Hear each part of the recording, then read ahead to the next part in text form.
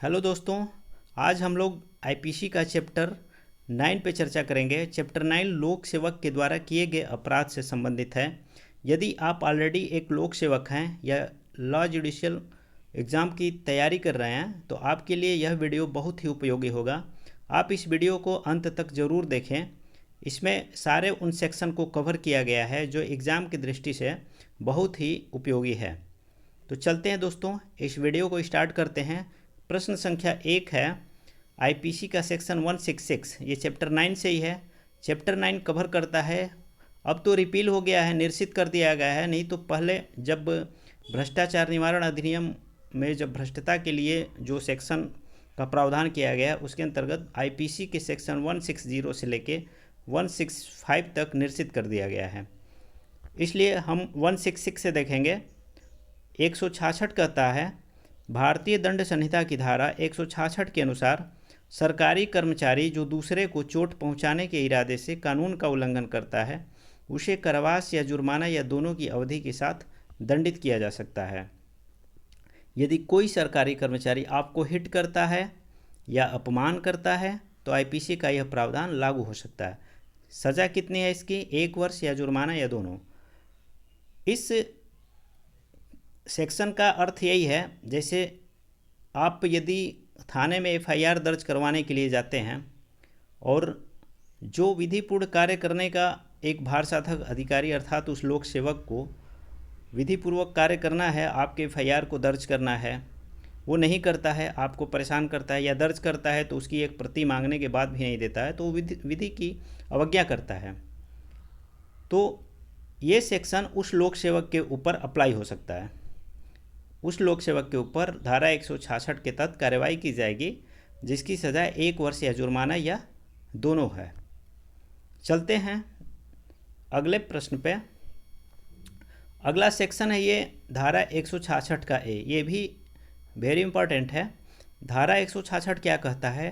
धारा 166 ए के अंतर्गत जो कोई लोक सेवक होते हुए विधि के किसी ऐसे निर्देश की जो किसी अपराध में अन्वेषण अर्थात जांच के प्रयोजन या किसी अन्य मामले के लिए किसी व्यक्ति को किसी स्थान पर उपस्थिति की अपेक्षा करने से उसे प्रतिसिद्ध करता जानते हुए अवज्ञा करेगा तथा अन्वेषण को गलत ढंग से संचालित करेगा, ऐसा करने से किसी व्यक्ति पर प्रतिकूल प्रभाव पड़ता है, यह जानते हुए अवज्ञा करेगा तो वह लोक सेवक व्यक्ति इस धारा 166 ए के अंतर्गत दंड का भागीदार होगा। दोस्तों, इस सेक्शन का सिंपल सा अर्थ ये है, यदि कोई लोक सेवक है जो अन्वेषण कर रहा है किसी अपराध के मामले में, जांच कर रहा है, तो उसमें विधि के अनुसार नहीं कर रहा है, जो भी विधि के अनुसार उसे जांच करना हो, अन्वेषण करना है, गलत ढंग से संचालित कर रहा है तो उसके ऊपर यह सेक्शन अप्लाई होता है।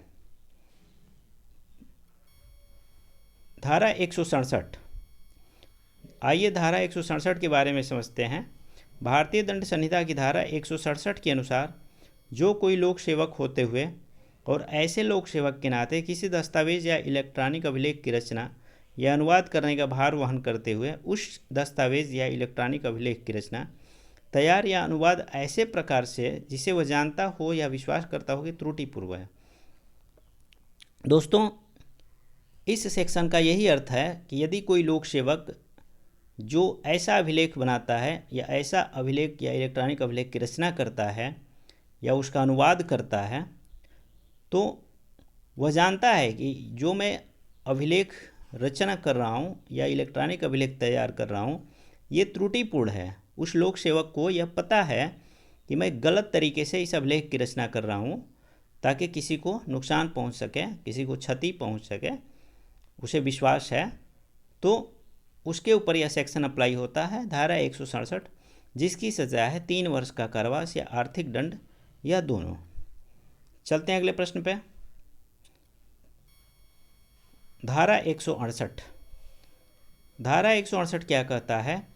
जो कोई लोक सेवक होते हुए और ऐसे लोक सेवक के नाते इस बात के लिए वैध रूप से आबद्ध होते हुए कि वह व्यापार में न लगे, व्यापार में लगेगा तो वह सादा कारावास से जिसकी अवधि 1 वर्ष तक की हो सकेगी या जुर्माने से या दोनों से दंडित किया जाएगा।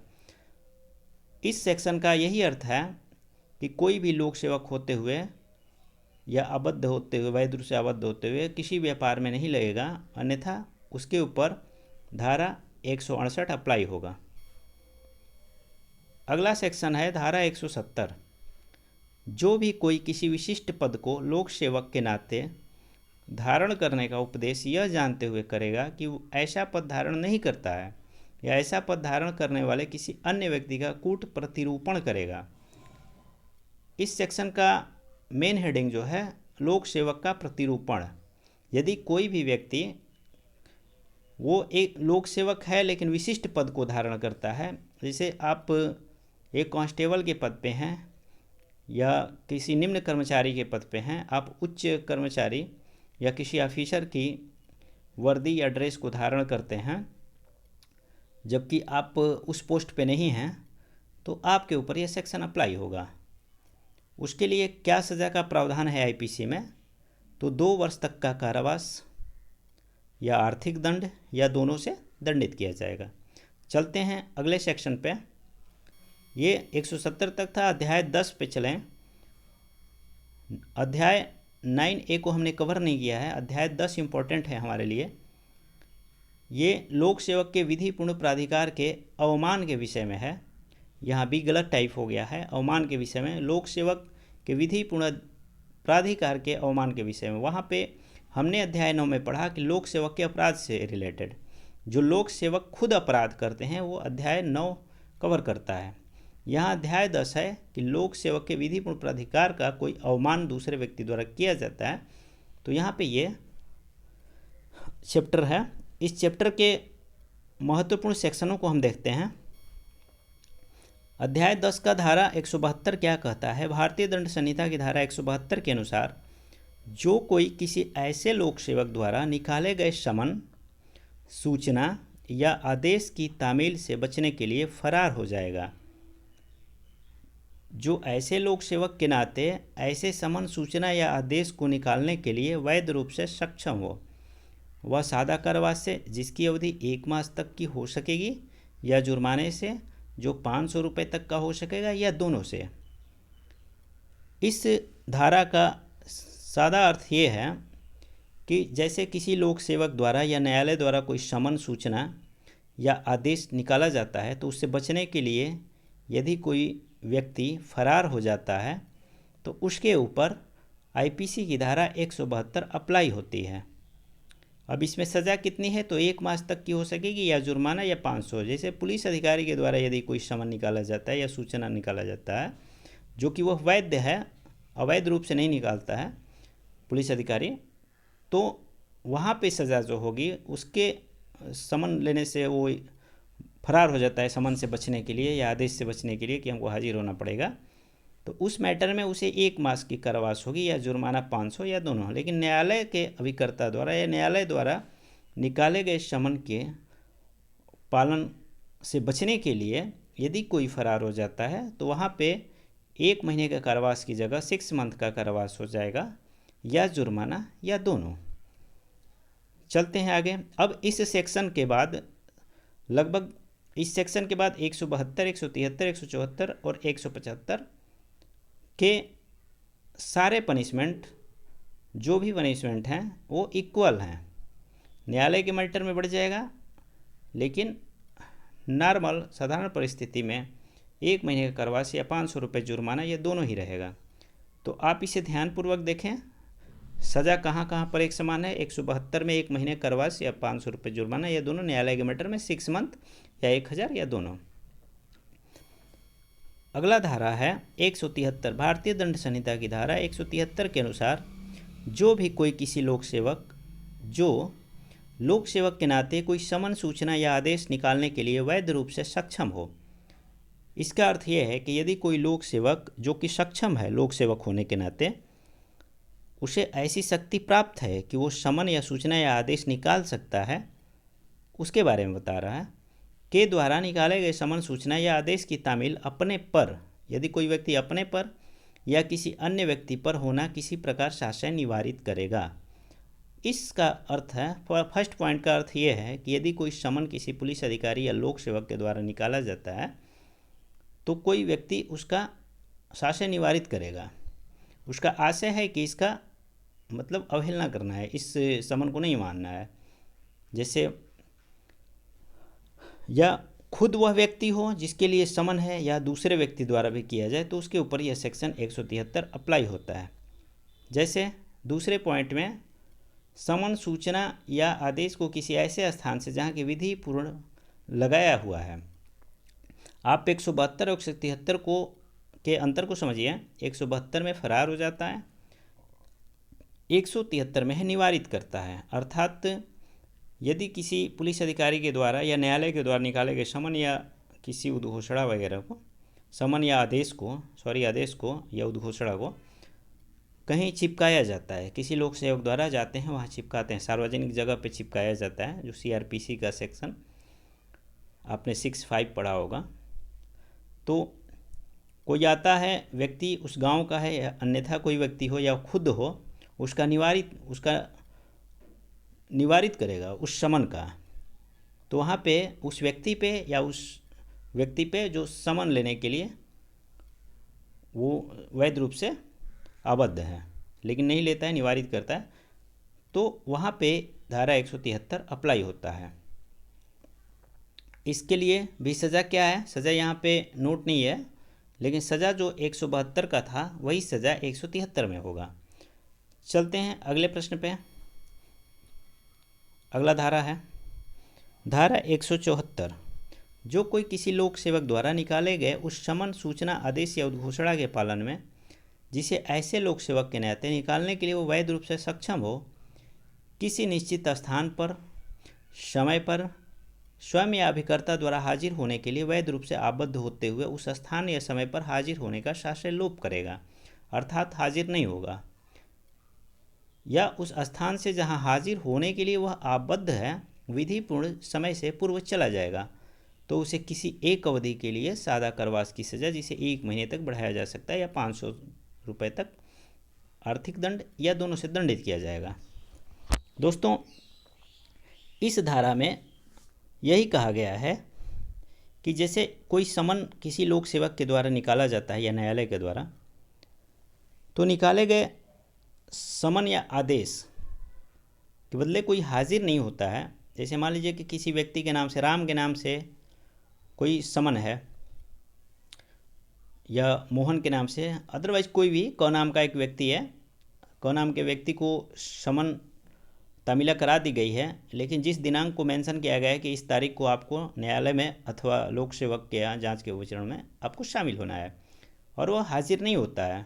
हाजिर जब नहीं होता है तो उसके ऊपर सेक्शन 174 अप्लाई होता है। या तो वह किसी अभिकर्ता के माध्यम से भी हाजिर हो सकता है, लेकिन ना कोई सूचना देता है, ना उसके पास कोई उचित कारण है, वो जानबूझकर हाजिर नहीं होता है, तो उसके ऊपर 174 अप्लाई होगी, जिसकी सज़ा 1 महीने तक है या जुर्माना 500 रुपये, या दोनों। न्यायालय द्वारा निकाले गए समन या सूचना के पालन में जो गैर हाजिर रहता है उसकी सज़ा 6 महीने या जुर्माना 1000 या दोनों। चलते हैं अगले सेक्शन पर। सेक्शन 175 का जो एक जिला न्यायालय के समक्ष दस्तावेज पेश करने के लिए वैध रूप से आबद्ध है, उसको पेश करने का शासन लोप करता है। कौन ने इस धारा में परिभाषित अपराध किया है?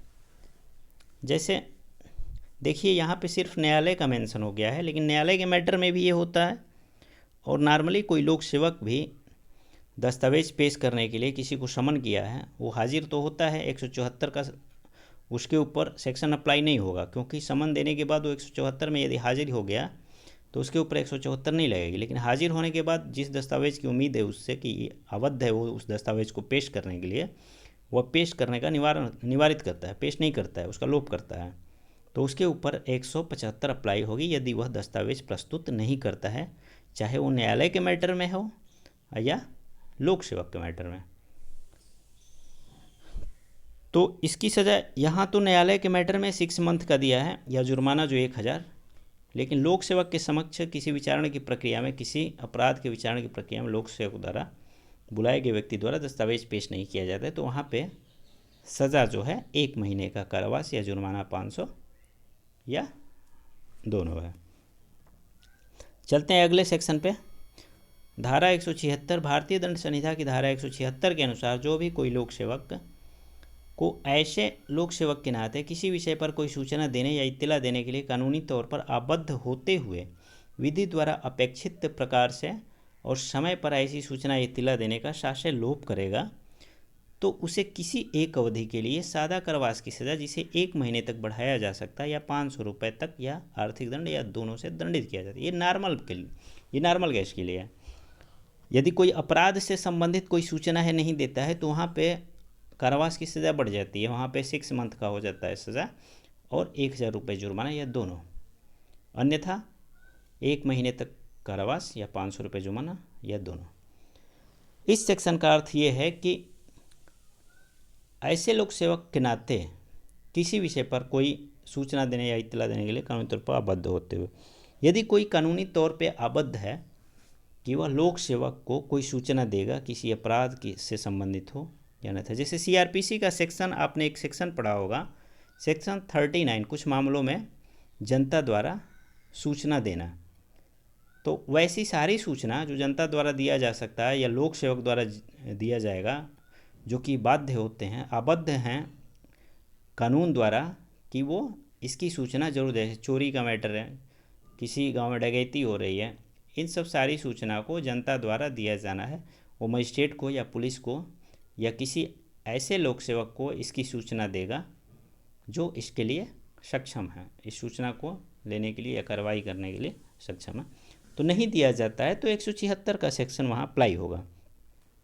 चलते हैं अगले सेक्शन पे। अगला सेक्शन धारा 177। 177 क्या कहता है? भारतीय दंड संहिता की धारा 177 के अनुसार जो भी कोई किसी लोक सेवक को ऐसे लोक सेवक के नाते किसी विषय पर सूचना देने के लिए वैध रूप से आबद्ध होते हुए उस विषय पर सच्ची सूचना के रूप में ऐसी सूचना देगा जिसका असत्य होना वह जानता है या जिसके निराधार होने का विश्वास करने का कारण उसके पास है, तो उसे किसी एक अवधि के लिए सादा कारावास से, जिसे वह 6 महीने तक बढ़ाया जा सकता है, या 1000 तक का आर्थिक दंड, या दोनों से दंडित किया जाएगा। अथवा यदि वह सूचना जिसे देने के लिए वह वैध रूप से आबद्ध हो, कोई अपराध किए जाने के विषय में हो, या किसी अपराध के लिए जाने का निवारण करने के प्रयोजन से, या किसी अपराध को पकड़ने के लिए अपेक्षित हो, तो उसे किसी एक अवधि के लिए कारावास से, जो 2 वर्ष तक बढ़ाया जा सकता है, या आर्थिक दंड से, या दोनों से दंडित किया जाएगा। इस सेक्शन का सीधा अर्थ यह निकलता है कि जैसे कोई लोक सेवक को कोई सूचना तो देता है लेकिन गलत सूचना देता है, सच्ची सूचना नहीं देता है। जैसे किसी गांव में एक चौकीदार है जो कि आबद्ध है कि किसी घटना की सूचना वह पुलिस अधिकारी को या मजिस्ट्रेट को या देगा, लेकिन उसके द्वारा यह जानते हुए कि ऐसी घटना की सत्यता को जानते हुए भी वह असत्य सूचना देता है, मिथ्या सूचना देता है, तो उस चौकीदार के ऊपर सेक्शन 177 यानी कि यही धारा जो है अप्लाई होगी। जैसे उस गांव में डाकुओं की टोली गुजरती है किसी गांव में, या अदरवाइज उसी गांव में चोरी हो जाती है। चोरी होने के बाद जो है वह जानता है चौकीदार कि हमारे गांव में चोर आए थे, चोरी करके निकल गए, लेकिन वह ऐसी सूचना देता है कि नहीं, हमारे गांव में चोरी नहीं हुई है, दूसरे गांव में चोरी हुई है, गलत सूचना देता है, तो उसके ऊपर यह सेक्शन अप्लाई होगा। या किसी अपराध से संबंधित अपराध हुई हो गया, चोरी अपराध ही इस श्रेणी में आएगा, तो उसके ऊपर 2 वर्ष की सज़ा का कारावास सुनाया जाएगा, या आर्थिक दंड, या दोनों से। चलते हैं अगले सेक्शन पे। धारा 178 क्या कहता है? धारा 178 भारतीय दंड संहिता की धारा 178 के अनुसार जो कोई सत्य कथन करने के लिए शपथ, ये शपथ का एक प्रारूप 6 होता है, द्वारा अपने आप को आबद्ध करने से इनकार करेगा, जबकि उससे अपने को इस प्रकार आबद्ध करने की अपेक्षा ऐसे लोक सेवक द्वारा की जाए जो यह अपेक्षा करने के लिए वैध रूप से सक्षम हो कि वह व्यक्ति इस प्रकार अपने को आबद्ध करे, वह सादा कारावास से जिसकी अवधि 6 मास तक की हो सकेगी, या जुर्माने से जो 1000 रुपये तक का हो सके, दोनों से दंडित किया जाएगा। यहाँ पे 178 यही कहता है कि यदि शपथ पर सत्य कथन कहने के लिए कोई शपथ किसी व्यक्ति से लिया जाता है, वह शपथ करने से इनकार करता है तो उसके ऊपर यह सेक्शन अप्लाई होगा, जिसकी सज़ा 6 मास तक की हो सकेगी या जुर्माने से जो 1000 रुपये तक का, यह दोनों से दंडित किया जाएगा। चलते हैं अगले सेक्शन पे। अगला सेक्शन है धारा 179। यह भी इम्पोर्टेंट है। ये सारी धाराएं लोक सेवक से ही रिलेटेड हैं। यदि आप एक लोक सेवक हैं या लोक सेवक न होते हुए भी यदि आप किसी लॉ एग्ज़ाम की तैयारी कर रहे हैं या जुडिशियल एग्ज़ाम की तैयारी कर रहे हैं तो आपके लिए ये सारे सेक्शन उपयोगी हैं, चैप्टर 9 के और चैप्टर 10 के। जो कोई किसी लोक सेवक से किसी विषय पर सत्य कथन करने के लिए वैध रूप से आबद्ध होते हुए ऐसे लोक सेवक की वैध शक्तियों के प्रयोग में उस लोक सेवक द्वारा उस विषय के बारे में उसे पूछे गए किसी प्रश्न का उत्तर देने से इनकार करेगा तो वह सादा कारावास है, जिसकी अवधि 6 मास तक की हो सकेगी या जुर्माने से जो 1000 रुपये तक का हो सकेगा, ये दोनों से दंडित किया जाएगा। जैसे आप एक लोक सेवक हैं, किसी अपराध की जांच कर रहे हैं, उस जांच के दौरान आपने किसी व्यक्ति को समन करके बुलाया। यदि बुलाया नहीं आया तो 174 लगेगी, यदि आ गया तो ठीक है, लेकिन आने के बावजूद कोई दस्तावेज पेश नहीं किया तो 175 लगेगी। अब 175 से भी वो बच गया क्योंकि दस्तावेज भी उसने पेश कर दिया, आपके समन के बुलावे पे आ भी गया, दस्तावेज भी पेश किया, तो 174 और 175 दोनों धारा उस व्यक्ति के ऊपर नहीं लगेगी। उसने शपथ पे प्रतिज्ञान भी कर लिया, शपथ पत्र पे शपथ भी ले लिया तो भी 178 नहीं लगेगी।